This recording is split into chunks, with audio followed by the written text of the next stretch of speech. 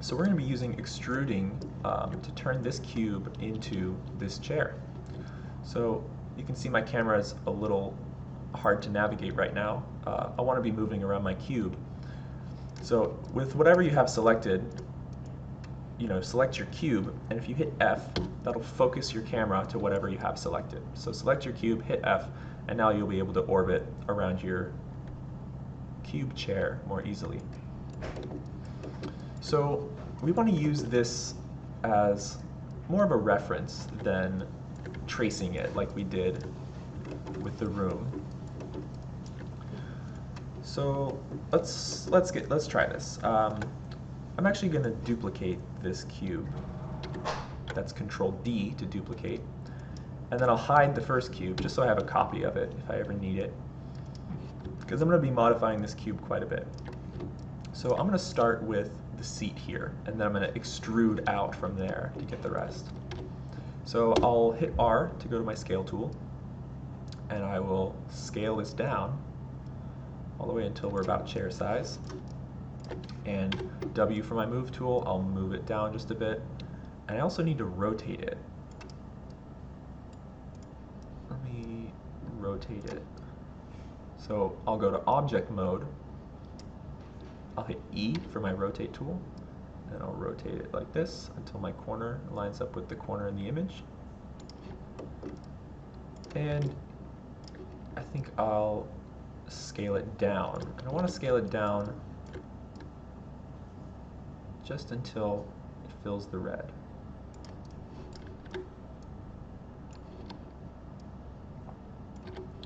Okay, so we've got our seat, and it's pretty accurately mapped there. So next thing we want to do is make the legs.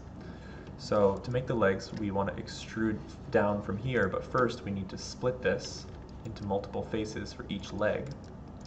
So I'll use my multi-cut tool, and a quicker way to get to your multi-cut tool, which by the way is under Mesh Tools, Multi-Cut, or you can hold Shift while holding right mouse button. You'll get a different set of options. So again, I'm holding Shift and right mouse button, drag over to multi-cut tool. So that's a quick way to get to it. So I will slice this like so that I'll make the chair faces, and I'm holding Control to make these edge loops. So I've got my 4 faces that I want to be my legs. So now I'll select my faces. I'm still in the multi-cut tool, so I need to get back to my regular selection tool. I'm just going to hit W, and that's actually my move tool, but it'll still let me select these faces. So I'll start selecting all 4 faces. I'm holding Shift to select multiple, and now I'll extrude, which is Control E. Drag the blue down, and you can see what's nice about this is we can see the projection along it as we go. I can see I'm a little bit off, so let me try rotating just a bit. There we go. And this is where it starts getting a little bit confusing because it's a little hard to work with modeling this way. So at this point I might just turn off the texture and just start straight modeling on my own. But I'm going to give it a shot. I'm going to try to keep it on just a little bit longer. So this leg needs to be thinner. So I'm just going to grab all of these points and bring them in, and the way to do that is you want to select the vertices. So holding down right mouse, select Vertex, drag select over all of these, and that will select all the vertices here. Be careful you're not accidentally selecting any extra vertices you don't want. W for move, and I'll move this in. That's gonna shorten these legs here. And I'll do the same for these. So drag select over the vertices and move it in. And I'll do the same here, drag select, moving it in, and I'm pretty happy with that. So from here I'm going to extrude the back up, and we've got a little bit of complexity happening here. I think I'll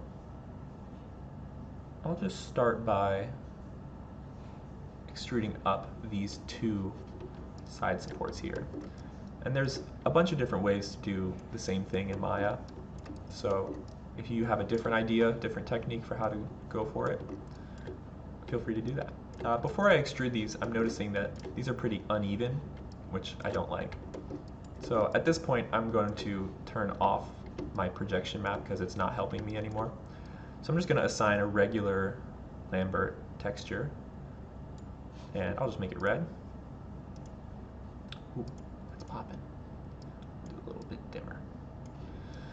So like I was saying, I don't like how uneven these are. So I'm going to grab these vertices again and just make them a little more even with each other. I like the thin look. There we go. So I'm going to extrude the back up. So I'm going to grab the faces, Control E, and drag the blue line up. And this is where my projection would be helpful, as I can tell how high I need to extrude it. So I just hit spacebar to get into my 2D view so I can see it. And I'm actually going to turn on wireframe view because I don't want this gray X-ray mode. I don't want to see any of it. Wireframe will just show the outlines. So this is about the height I want, but I also need to push it back a bit. And be careful, I'm still in my extrude tool, so I'll be extruding it backwards, which isn't going to be correct. So I want to actually switch to my move tool, and I just hit Z to undo. W for the move tool, and now I can move it in this proper axis until it lines up with the top of the chair right there. That's pretty good. And now we'll make the in-between sections. So I'll start with these two supports here. So we will create those faces that we want by using the multi-cut tool, and I'll do Shift, right mouse click. While holding both of those, I'll drag to multi-cut and release. And now I'm holding Control for my edge loop. I'm not exactly sure where I want to place this, so this is where I'm going to go back into my 2D view. So I'm hitting spacebar, I'm hovering my mouse over into this viewport and hitting spacebar again. And wow, that's hard to see, it's so tiny, but I can kind of see. So I'm gonna go ahead and give it a shot. Put it, oof. There, there, there, there, there. You can see what I'm doing here. There, and there, and there. Great.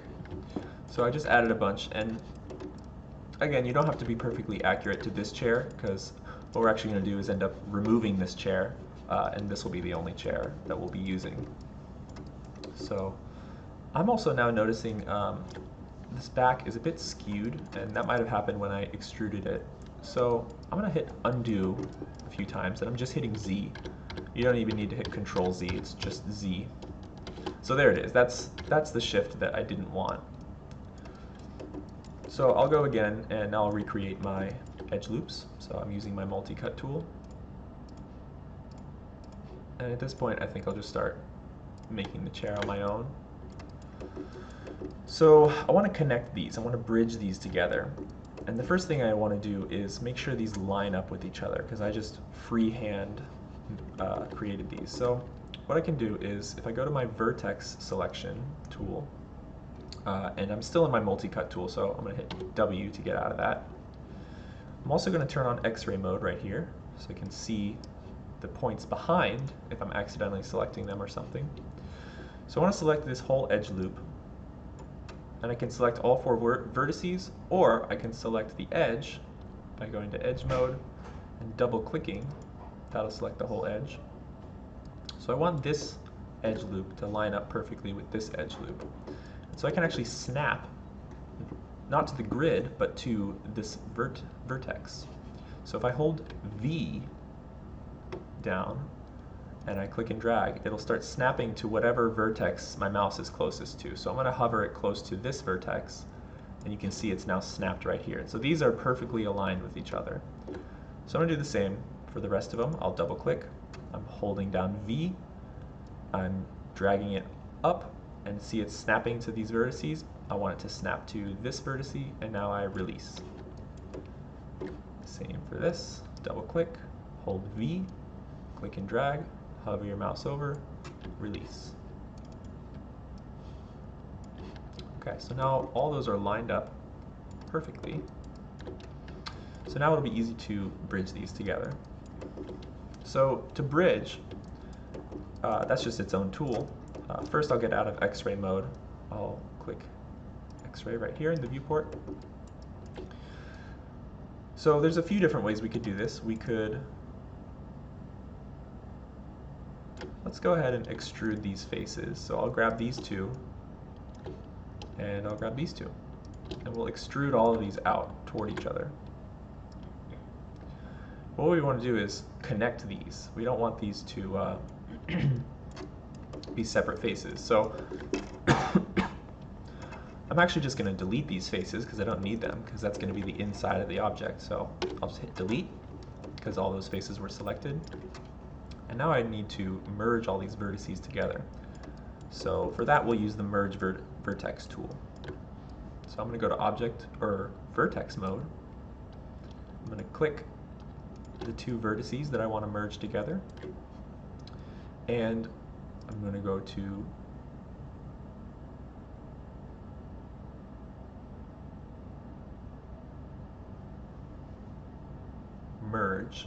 merge to center. This is the one we want to use. So that'll just take the 2 points and bring them together at their center point. So I'll repeat this process for the rest of them. So I'm shift clicking both vertices, and you can see my camera is not orbiting well, so we'll hit F and that'll focus in on what we have selected, so now it's a lot easier to see. And you can repeat your last action, which was merge to center. You can repeat it by hitting G. So since that was the last thing I did, if I hit G, it's going to do it again. So that's a quicker way to go about it. So now I'll select my two vertices, hit G, and now you can easily go through the rest of these. I'll select one point down here and hit F to focus in on it. Shift select my vertex, hit G, and I'll keep going. So once you've merged all these together, there are a few different ways we could have gone about this, but that was pretty easy. Now all we got to do is delete these edge loops because we don't need them. So I'll go to my edge tool, double click, and I'll actually shift double click this one so we have both selected. Now this is the tricky thing about deleting edges. If I just hit delete, the edges are gone, but the vertices are still there.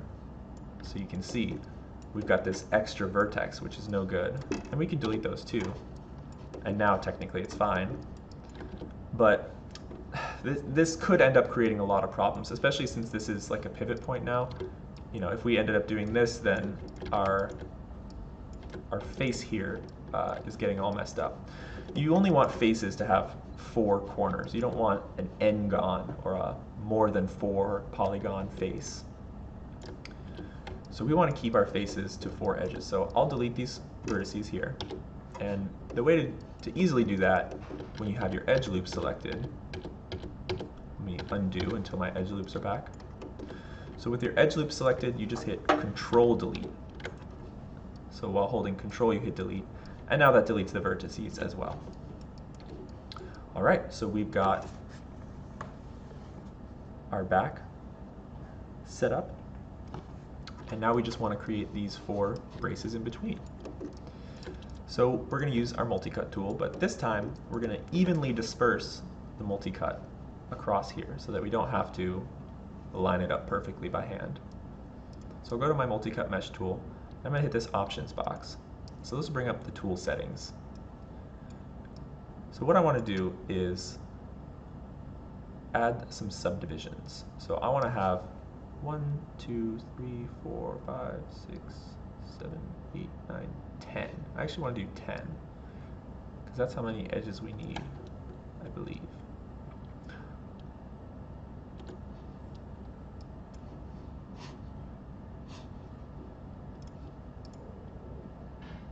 Oh, so I'm going to be using my Insert Edge Loop tool instead of the Multi-Cut tool.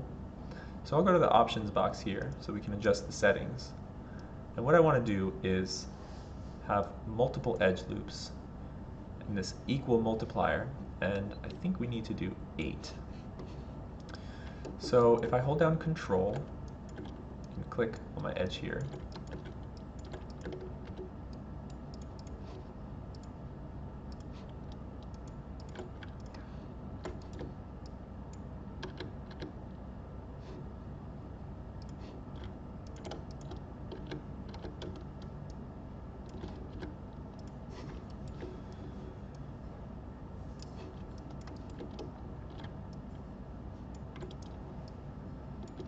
so all you got to do is hold down Shift and hold down click, and you'll see it sets up these evenly dispersed edge loops, and that's all it is. So again, Shift and click, and that's with 8 edge loops, multiple edge loops selected.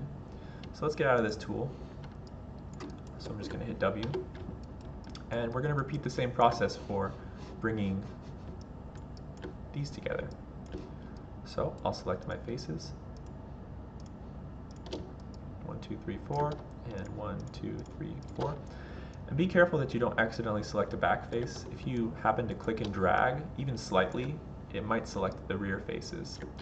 So just check the back of your object before you extrude to make sure you have everything you want selected. So I'll extrude with E.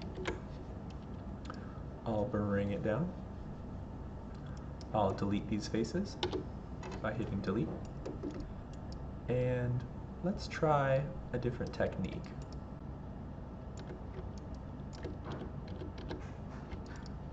So let's try a different technique to bring these faces together. So I'm going to go ahead and delete these faces.